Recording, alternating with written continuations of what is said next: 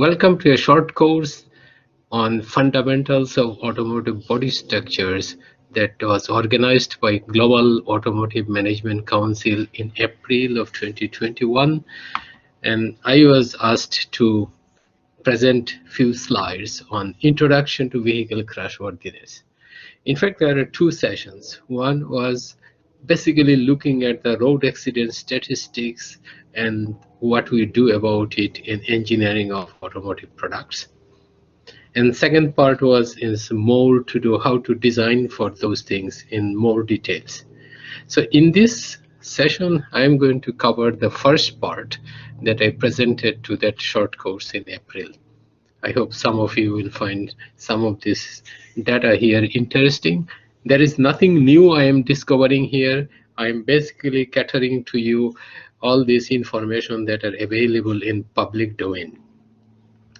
And whatever comments I'm going to make here with those are just my personal comments, and these have nothing to do with my professional work with my current employer. With that, let's get started. What do we see in road accident statistics?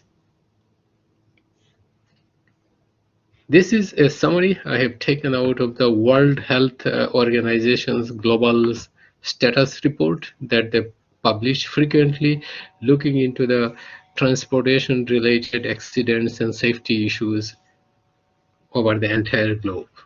And this 2013 report showed that there was estimated 1.3 million per year road accident deaths. For many reasons, in their definition, what they call the low-income countries, more than a third of those road-related fatalities were coming from the pedestrian group. And again, per their definition, in so-called high-income countries, more than half of those road fatalities involved basically car occupants.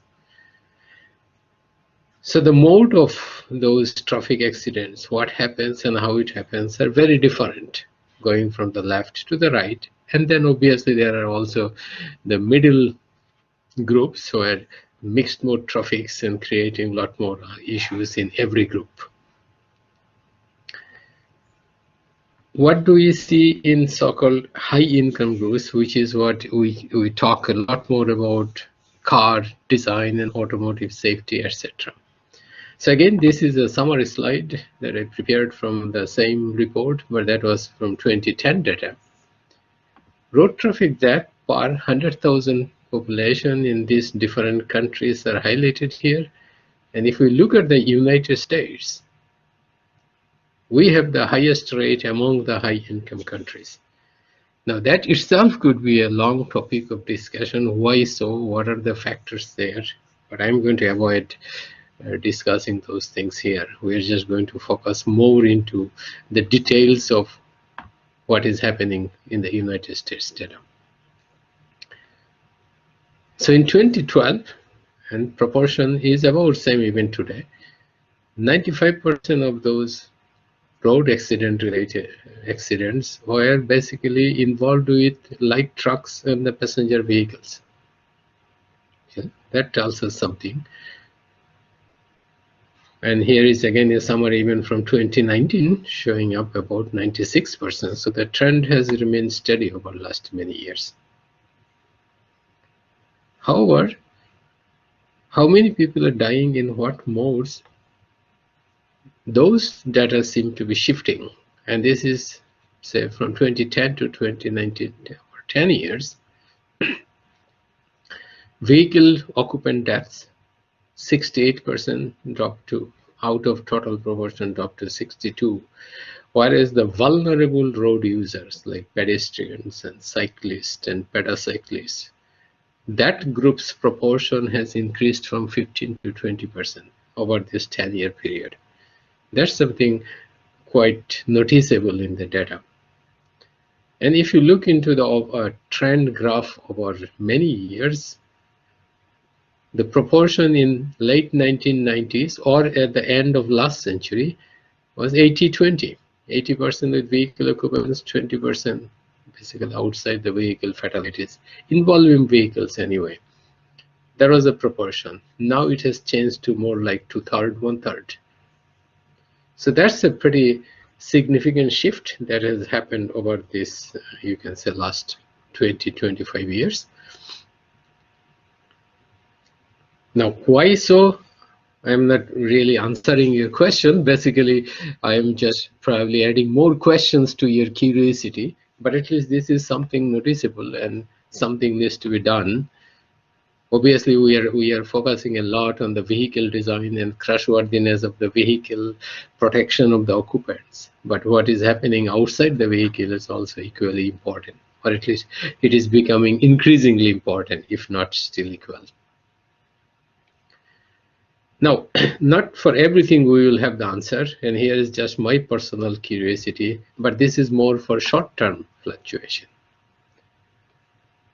Looking at the last year data is still very preliminary.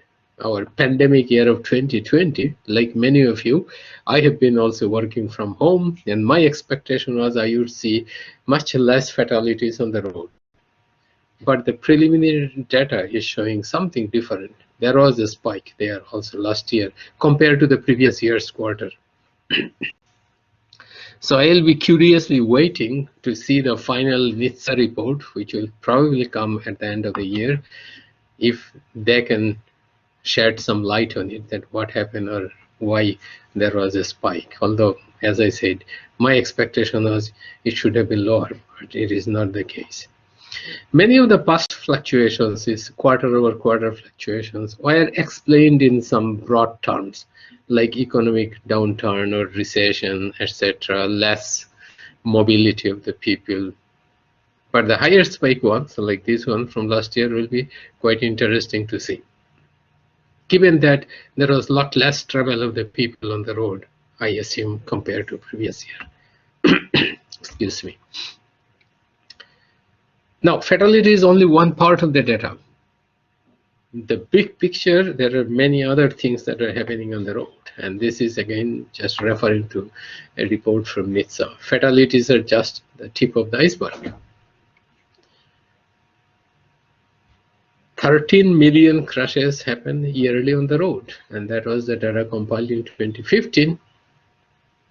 35,000 fatalities out of 32,000 fatal crashes, and about 2.5 million people injured.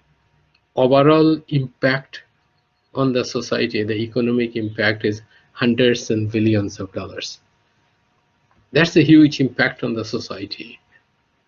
And if you have been following what is going on in the research and development and engineering, obviously a lot of efforts have been made over decades to improve the situation on the road, so it is safer for people to travel. We need to travel, but we also want to have the statistical probability of very low risk of getting into an accident if it is possible. So what has been done over many years, and what is the really impact of it on the society? So that's where I try to again collect some data to show to you what we know. Obviously, there may be much more data available, but this is what I could summarize for you here. So we are referring to this again, a report or a summary that is there available in National Highway Traffic Safety Administration. Basically, you can say a department under Department of Transportation. They looked into this research and development and you can say the guidance for road traffic improvement over different phases. And that's what they broke it down, starting from 1950s to the future in coming years. I break it down in basically 3 big chunks as an engineer. Everything that we know of from the past, all kinds of research and developments and applications that have happened in what we call passive safety. That if an accident happens, then what can we do in the vehicle to make it a little bit safer or better for the vehicle occupant or outside people who are impacted by the vehicle. Then this century has seen, like for the last 10 to 20 years, we have seen a lot of advanced technology use, what we call the advanced driver assistance systems, emergency braking, and even before that, electronic stability control, etc. And then we are looking into the future, immediate future or little bit longer future of what we call ADS or automated driving systems.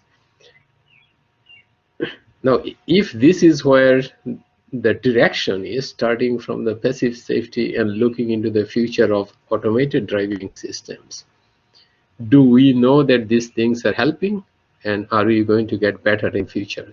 So those are the questions I'll try to basically present in front of you with some data. Not that you're going to get a clear answer for those questions, but you will get some indication of where we are and where we are going. So let's first see what research is showing for benefits of vehicle safety technologies and federal motor vehicle safety standards or requirements that exist today. So again, I could find this report from NHTSA, which is based on some academic research.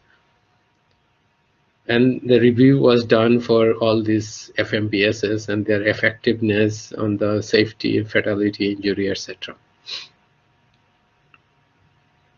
And the claim is life saved by, well, this is the title, and the claim is that it saved more than 50% of road accident fatalities in that time period because of all the things that have been done over the last 50 or so years, starting from 1960s all the way to the research was done up to probably 2012 data, yes.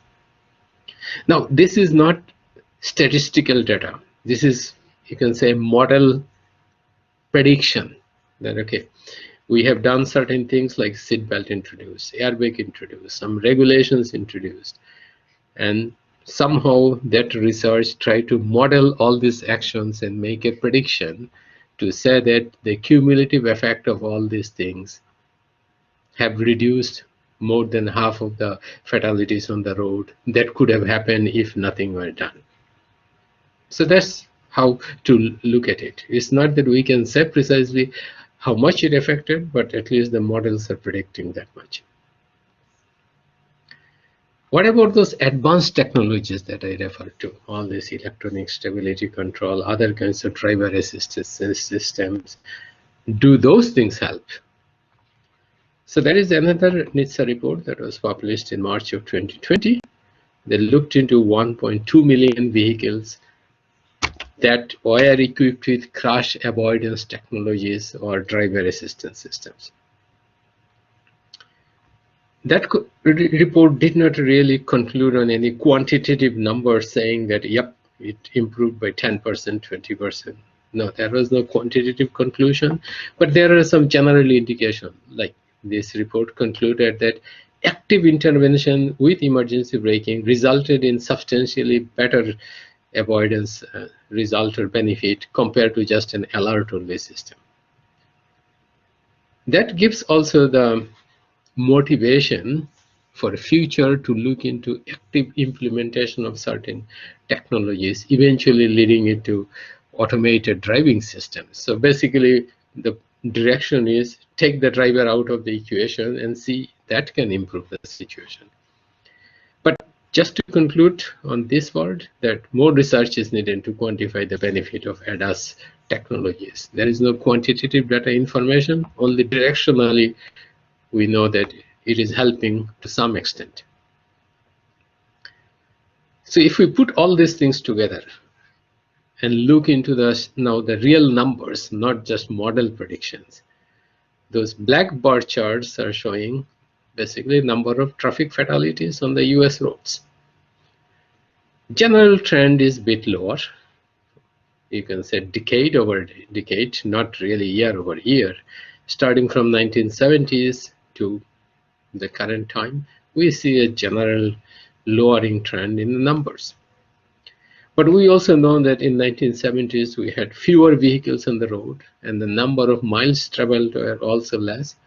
So the green line represents the normalization of those numbers or the fatality numbers against the millions of vehicle miles traveled, and that green line is showing you can say a gradually decreasing some number or magnitude. So that's a good sign that we can look at. However, if I had looked at this chart at the end of last century, I would have predicted probably much better situation for today compared to where we are. And this is just my elementary way of making a statistical projection, you can say. If I looked into the data from 1970s up to 2000, and if I try to fit a general line with the magenta line, those days, based on my elementary statistics, I would have projected that if the trend continues, by 2020 we'll reach zero fatality on the US road. But obviously data is showing a deviation slowly, or other way we can say it is not really coming down steadily as I would have predicted, say 20 years ago. Looks like we are not able to come down below a certain threshold. Now again, this could be a long discussion topic, why it is so, or why it is not showing a progressive reduction in the number of fatality proportion. Certain, because my understanding is that certain things are hard to influence, and obviously the vehicle accidents on the road that happen are largely influenced by human behavior. It is not the vehicle technology problem that can be solved just by with technology. It is largely influenced by the human behavior, and that's what we are going to see in next slides and where the future is. So that was not unknown to the researcher. I think researchers always knew where we are and what are the underlying facts that are controlling the large trends in that statistics. So this 2020 report, it was not a 2020 calendar year 2020 produced report. It was published in 1997, forecasting what we would see in 2020. And again, those were the main concerns: impaired driving and restraint use. By restraint use, you mean the use of the seat belts. That's the primary restraint we use when you get into the vehicle.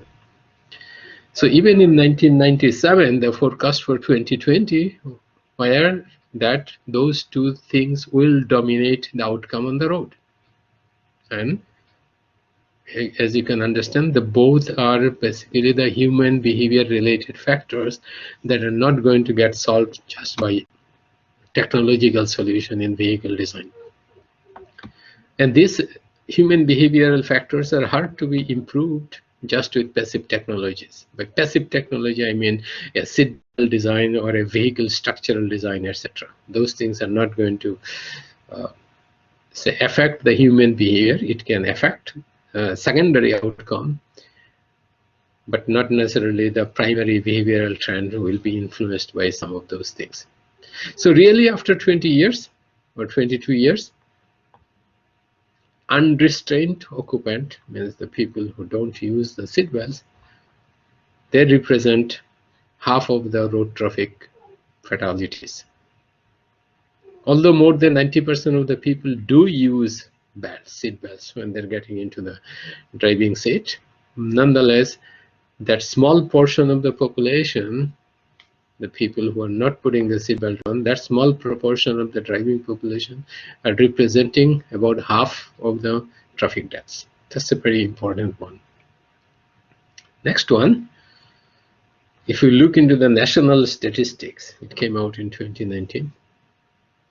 More than a quarter of those incidences were involved with some alcohol impaired driving, either on the driver's side or on the pedestrian side or whatever it may be, but there are more than a quarter of the incidences had something to do with alcohol use. Or you can say indirectly alcohol influenced the behavior, how it happened on the road. So based on these two things, what we are saying, or what I am trying to say here, is that there are some underlying human behavioral factors that are affecting the general outcome on the road accidents. So other than those passive technologies like seat belts and airbags and giving assistance technologies to the drivers, which are helping, the models are predicting we have improved the situation over by 50%. But what else can we do? Because we are seeing that there is not a gradual trend that we can forecast by 2030 we are going to go down to zero fatality. We need to do more. And that's why it is interesting, or it is important to see what happens or how things unfold. We know that accident happens, numbers are there, outcome is known, fatal or non-fatal, and the other injuries and the economic consequences, all these numbers are now available. You have seen all this stuff. But this particular research that we are going to look at here, this is focusing on not on the accident itself, but looking at before the accident, what scenario was unfolding that led to the accident.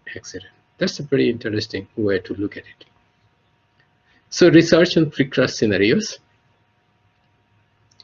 We generally always hear, many of you hear, I hear, that human behavior is responsible for more than 90% or 95% of those accidents.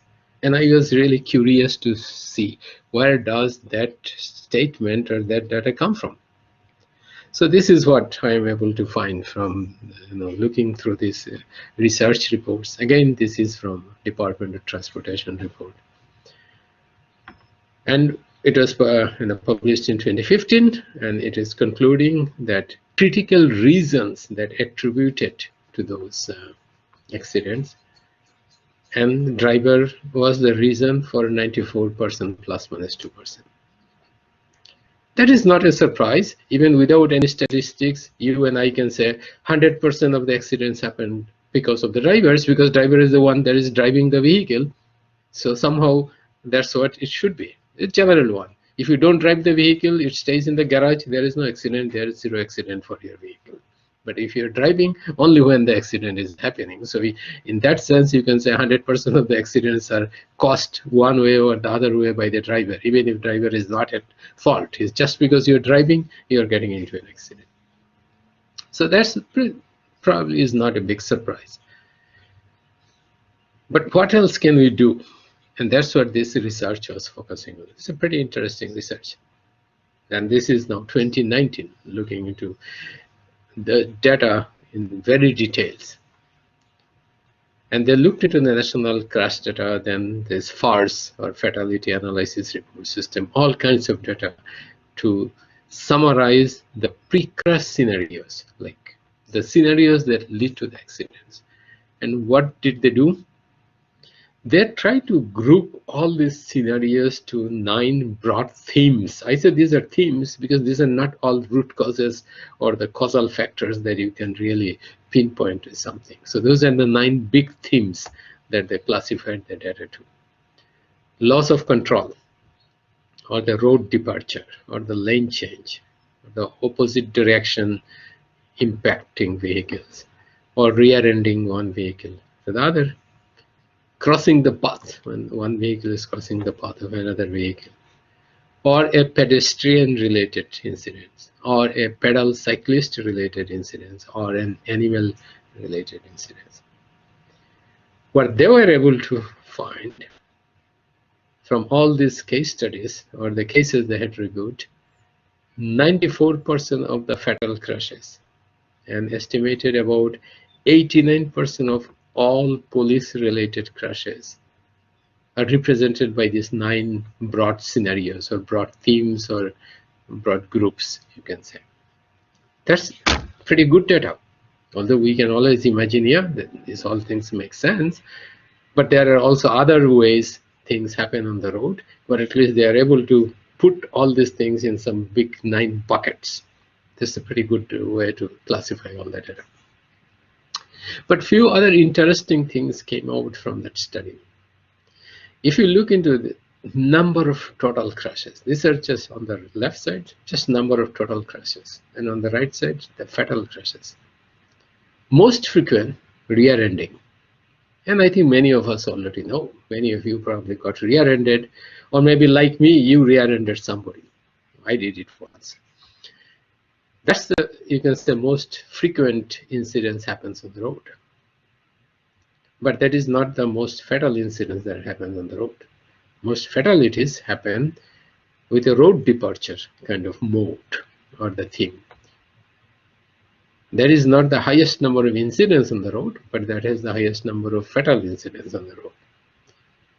But then there are a few others interesting ones, like the pedestrian one. The blue bar is very low, means the number of incidences related to pedestrian not high compared to the other blue bars, but the number of fatal crashes are pretty significant.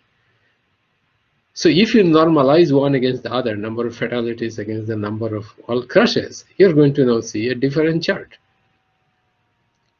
Pedestrian group has the highest fatality rates per 1,000 crashes that are happening in that group.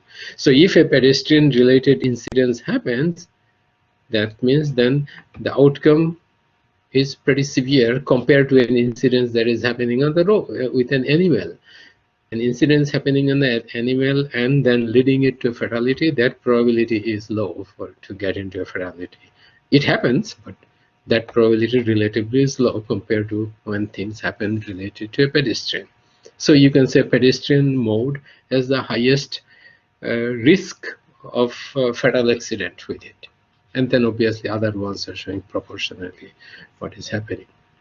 So this is a good way to look into it, that if we want to deploy some technologies for active interventions and other things where we can offer more help. Like if the detection of the pedestrian is something is hard to see for a vehicle driver, obviously we can do a lot of things on the road traffic rules and road improvements, but maybe we can also deploy more technologies to help the driver in this situation. And here are just some other indications of the data, not necessarily giving you a solution, but at least showing you how else things are happening on the road. So this chart in upper area, it is basically classifying those pedestrian fatality groups. Are these happening in the daylight or are these happening at the night time? And if you're looking at this pedestrian one, this orange bar is basically showing most of the things are happening non-daylight time. So that's something significant to know. So that means there is some lighting or visibility has something to do with that outcome. Now, there is another way to look into it. Are most of the accidents happening on the roads when there is some bad weather condition or bad driving condition on the road? Generally, that's what we would think. Probably that's how things are happening. But this report is showing 80% of all fatal crashes occur in clear atmospheric conditions. Those are all these blue bars. Obviously, in some cases, bad weather condition, bad road condition, etc., may lead to some circumstances where maybe driver is losing the control or some other things are happening. But 80% or more of the cases are happening when there is no, say, weather-related condition mentioned. So clear weather condition is recorded. Then the question comes, what about the roads? Are most of the things happening on the high-speed, say, drive roads or roadways? And the answer is no. Most of the incidences are happening, over 70% of those things are happening on non-highways. Obviously, we are all concerned that maybe high speed and high speed limits on the highways are leading to dangerous driving condition. Obviously, if one gets into an accident at a very high speed, then the severity is pretty understandably pretty high. However, many of the accidents or most of the accidents are happening on non-highway driving conditions, where we are used to driving for everyday driving, going to work, going to school, going to shopping, where we should be knowing the roadways, say, pretty clearly, and that's where most of the things are happening. Well, firstly, the traffic density is very high, and obviously, secondly, maybe we are less attentive compared to when we are driving on highways. But again, maybe I am just adding my own interpretation or explaining the scenarios. I leave it for you to think, but this is what the data is.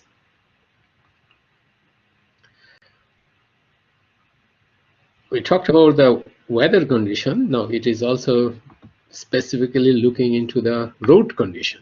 And this road condition is again showing more than 80% of the fatalities are happening in normal dry road conditions. So if we look into these things, weather is not the big factor. Road condition is not a big factor. Even the high-speed highways are not the big contributors.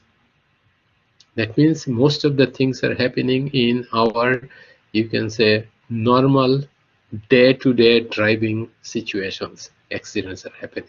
Well, that's why it is called accident. Because in a normal road, normal weather condition, in a normal driving route, I don't expect that I would get into a serious accident. But when it happens, that's why we are calling it an accident. That means in our normal day-to-day operation, there is some opportunity, or there is the biggest opportunity for improvement. Let's put it that way. This is one of an interesting observation from the same report. When they looked into all these case studies and comments available, and what they're concluding is that more than 50% of those pre-crash scenarios did not record any maneuver from the driver before leading to the accident or before leading to a fatal accident, which is the particular focus here. And this is something interesting, again, at least to me, because I was expecting that report will say at least before an accident happens, always driver is trying to do some maneuver, either trying to avoid the accident object or trying to apply some severe braking or something like that. But what they are showing in the report, more than 50% of the fatal crashes happen where no maneuvering action was recorded. That's something very significant. So it tells that if we can come up with an idea that how to do some intervention with technology, then we can improve in that area where driver was not able to take an action, or driver was not alert enough to take an action, or basically maybe the physical conditions are such that driver did not even have the time to act and take a maneuvering action. If we can look into that space of accident scenario before the accident, like in pre-crash scenario, and if we can add some intervention technology in their scenario, we can probably make some significant improvement there. But not everything can be solved just by technology, and that's why I just put this slide there just for entertainment to you. Males represent relatively higher percentage of fatalities in all scenario groups. So all those 9 scenario groups, the fatalities from the males represent by the blue bars, and the oranges ones are by the females. So a trivial solution will be just ban the male driving on the roads, or male drivers on the roads. Obviously, we are not talking about a rule, but I am just saying that a trivial solution like this is not a solution there. We have to really see what is happening in the behavior of the people that is leading to that kind of scenario there. Again, we can debate a lot about the psychological aspects of the human behavior, but I want to stay away from that discussion here. So these 9 scenarios that this research report has identified, and they represent about, say, roughly 95% of the road pre-crash scenarios. Can we add some technologies against each of these things and do some automation of this, or automated execution of these technologies to help with the situation or to improve the overall situation? That's where the thought process is, going from ADAS to ADS, like advanced driver assistance systems, to basically automated driving systems. So we are going to deploy some technologies. Or I don't mean me or my employer or general car industry, but the thought is there that against those scenarios, if we put some technological features there, and those technological features will automatically activate depending on the scenario identification, can these things help or improve? Now, do we have the data to answer these questions? Let's go and see what we have. We are hearing a lot of buzzwords against this automated driving system. Yes, it is going to come. It's just around the corner. And you do read news articles here and there. Whenever an automated driving system or a vehicle is getting into an accident, that's when it gets noticed and it gets reported in the news. So you do hear about it often, I would say, in today's world. So let's see what data we have on this thing. Again, I am referring to a report. And for all the reports I mentioned in this talk, they're all given. Links for those reports are all given there. So you can even read through those things for more details. The first sentence here is data on collision rates for ADAs under real world conditions are very limited. We do have sporadic incidences reported in the news media. You hear about it, but to get a large volume of the data to draw some conclusions, that's not there yet. However, the general thought is AVs, those automated vehicles or ADS vehicles, have the potential to improve, and that's the general idea behind this buzz about automated driving systems. So I'm just quoting a few of these sentences from the NHTSA report. And one of the things is there, fully autonomous cars and trucks that drive us instead of us driving them will become a reality. Oh, that's a pretty firm statement. We'll see how long it takes, but at least firmly it is saying that it will become a reality. Benefits, obviously safety. That's again referring to that 94 or 95% scenario. It has potential to save lives and reduce injuries because 94% of the serious crashes are due to human error. I wish I could find more research to pinpoint the human errors a little bit more, but all what I could find was that report that refers to pre-crash scenarios of that 94 and 95%, and we are basically, you can say, extrapolating that data to say those are basically human errors. But in my view, some of those incidences that happen is probably either failure to act under emergency circumstances. It may not have been in the human response, you can say, spectrum to really respond to the emergency situation and do some intervention maneuvers. But nonetheless, that's what the general feeling is, that 95% of those serious crashes happen due to human error. And then there are other benefits, economic benefits and efficiency and convenience and adding more mobility capabilities to people with disabilities, etc. So obviously those benefits are going to happen if we can have automated vehicles. However, the same reference that I am quoting here is also saying we are still many years from fully automated vehicle becoming available to the public. It may be available in certain sectors, in some mobility sectors, in some fleet use, in some restricted driving areas, but for general public, for everyday driving, it says we are still many years. And that's the most recent reference I can find. Okay, I hope it is not dampening your enthusiasm for automated driving vehicles to use, but it is not just for everybody readily available yet. Okay, so this is the road path going from passive safety to ADS to ADS vehicles. Eventually, that's what you can say. The trend is that once we get more and more of these automated driving systems, we will be able to improve on some of those pre-crash scenarios. So we can add some intervention technology in these areas and reduce the accidents, and obviously also reduce the outcome of it if we can do that. Effectiveness of those technologies are yet to be defined with data, but the general feeling is that there is opportunity for improvement, so we must try, and it's going to result some positive benefits to the society. Now, if this is what we are encouraging, that let's go in this route as an industry, and we would like to try it out to help the society in reducing the traffic-related accidents, life loss, and economic impact, both ways they are highly negative. on personal side as well as for economic side and societal side. So how to accommodate this development in the regulatory world? This is what we are going to look at and end this first part of the presentation here.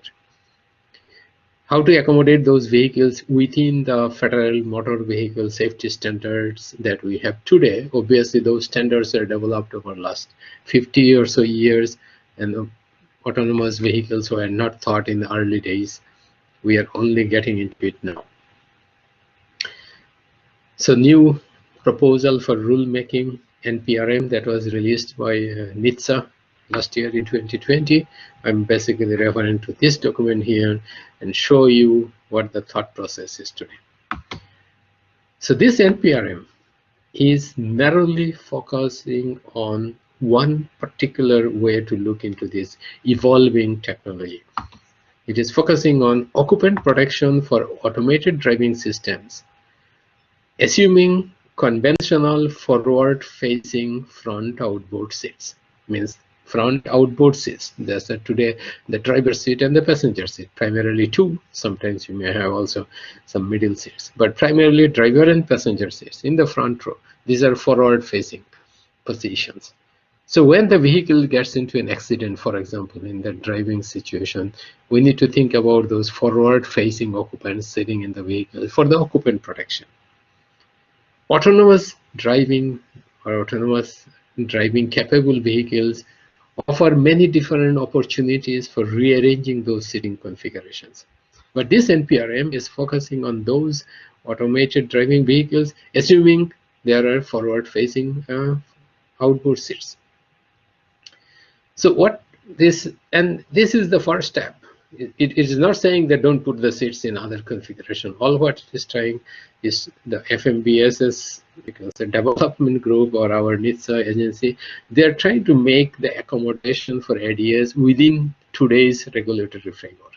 And what they are trying to do, basically make selective modifications of the today's regulation text so they can accommodate this ADAS development. And this is an example. For example, FMBSS 207, it requires that each vehicle shall have an occupant seat for the driver. It's plain, simple, black and white terms. Each vehicle shall have an occupant seat for the driver.